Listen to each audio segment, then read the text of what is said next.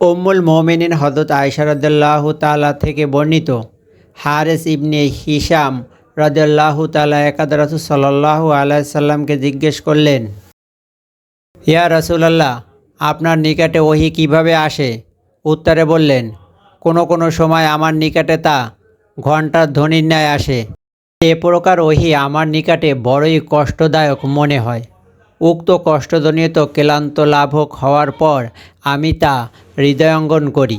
আবার কোনো কোনো সময় ফেরেশতারা মানুষের আকৃতিতে আমার কাছে আল্লাহর বাণী পৌঁছিয়ে থাকেন, আমি তৎক্ষণিক তা হৃদয়ঙ্গম করতে সক্ষম হই। হযরত আয়েশা রাদিয়াল্লাহু তাআলা বলেন, অতি প্রচণ্ড শীতের সময়ও ওহী নাযিলকালে আমি রাসূল সাল্লাল্লাহু আলাইহি সাল্লামকে দেখেছি, তিনি এমন ঘামাত্মক হয়ে পড়তেন যে তার ললাট মোবারক থেকে ঘাম বের হতো।